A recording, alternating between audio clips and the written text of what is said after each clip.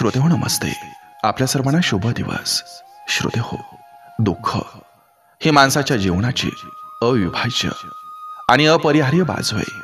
पण कधी कधी ते एवढं गहिरं होतं की शब्दांपलीकडे जाऊन अस्तित्वाचा भाग बनतं.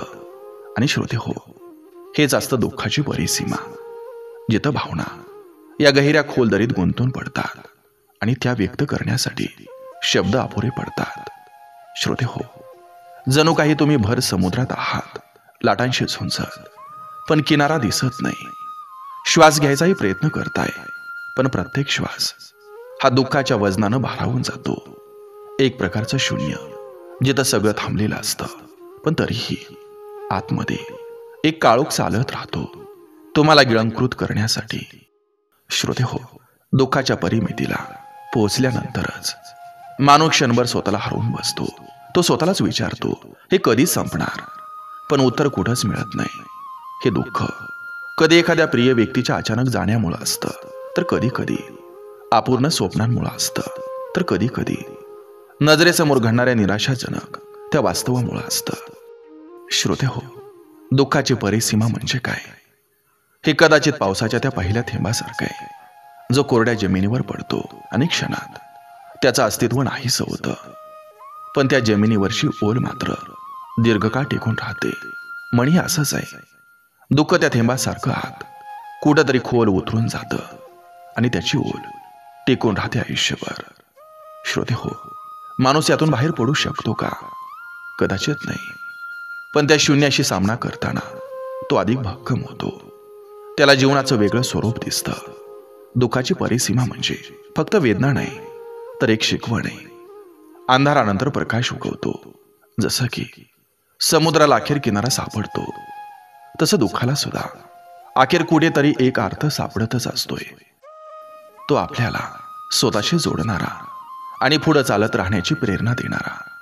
श्रोते हो, दुःखाच्या परिमितीला जाऊन पोहोचलं की तेव्हा कळतं, आयुष्य म्हणजे फक्त प्रकाश नाही, तर अंधार सुद्धा आहे. पण या अंधारात आपलं प्रतिबिंब स्पष्ट दिसत असतं.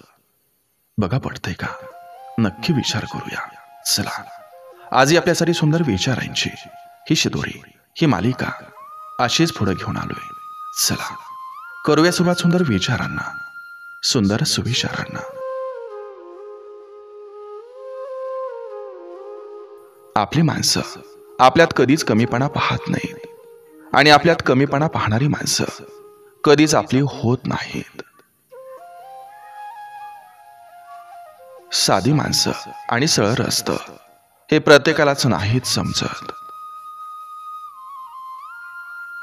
स्वतःची वाट शोधायची असेल तर त्यासाठी डोळं स्वतःच लागत असतात.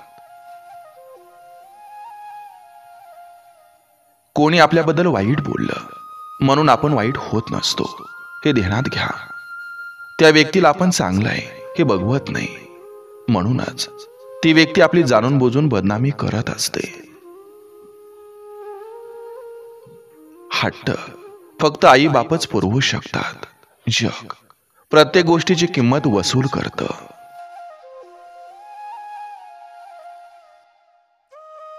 पद पैसा असला की लोक फक्त तोंडावरच चमचेगिरी करतात.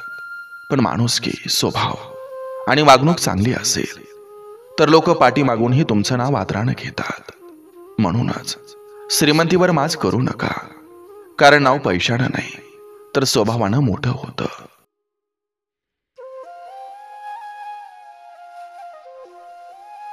शून्याच्या वर्तुळातून उंच उडी घेणाऱ्या व्यक्तीला शून्याचं भय नसतं. काही अपमान चांगले असतात, कारण जेव्हा ते मनाला लागतात तेव्हाच माणूस कामाला लागतो. आनंदानं जगायचं असेल तर दोनच गोष्टी विसरा. तुम्ही इतरांसाठी काय चांगलं केलं आणि इतरांनी तुमच्यासाठी जे वाईट केलं. पुढं जाणाऱ्याला वाढ द्या, मागं पडणाऱ्याला साथ द्या आणि थकणाऱ्याला हात द्या. आयुष्यभर काहीच कमी पडणार नाही.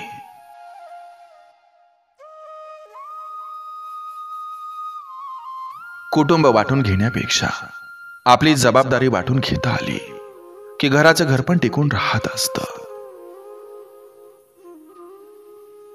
गंगेत आंघोळ करून आयुष्याचं कल्याण झालं असतं तर गंगेच्या खोऱ्यातील यूपी आणि बिहारमधील लोक पोट भरण्यासाठी महाराष्ट्रात आलीच नसती.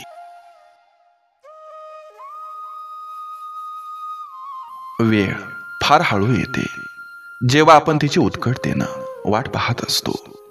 वेळ खूप लवकर निघून जाते जेव्हा आपल्याला उशीर होतो.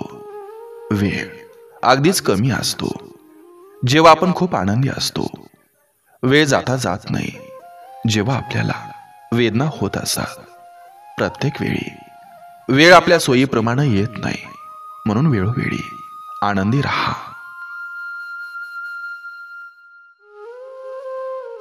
संघर्ष प्रत्येकाच्या आयुष्यात असतो, पण महत्वाचा असतो तो फक्त संयम.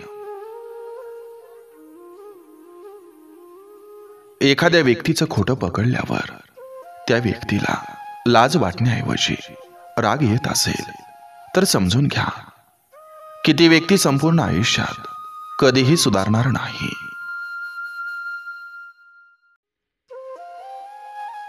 शृंगार केलेलं सौंदर्य हे डोळ्याला आवडतं, पण साधेपणात लपलेलं निरागस सौंदर्य हे मनाला भावतं.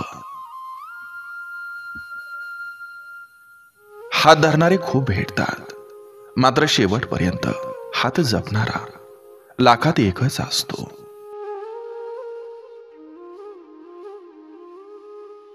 शब्दांनी शिकवलंय पडता पडता सावरायला, शब्दांनी शिकवलंय रडता रडता हसायला. शब्दांमुळेच होतो एखाद्याचा घात, आणि शब्दांमुळेच मिळतं एखाद्याचे आयुष्यभर साथ. शब्दांमुळे जुळतात मनामनाच्या तारा, आणि शब्दांमुळे चढतो एखाद्याचा पारा. शब्द जपून ठेवतात त्या गोड आठवणी, आणि शब्दामुळेच तरळतं कधीतरी डोळ्यात पाणी. आपण कुणाच्या आध्यात मध्यात नसलो तरी लोकांना आपल्या खूप उचापती पडलेल्या असतात. काही ना काही कारण काढून नावं ठेवतच राहतात. हे कलियुग आहे. इथं ज्याचं भलं करायला चाल तो आपल्यालाच गोत्यात आणल्याशिवाय राहत नाही.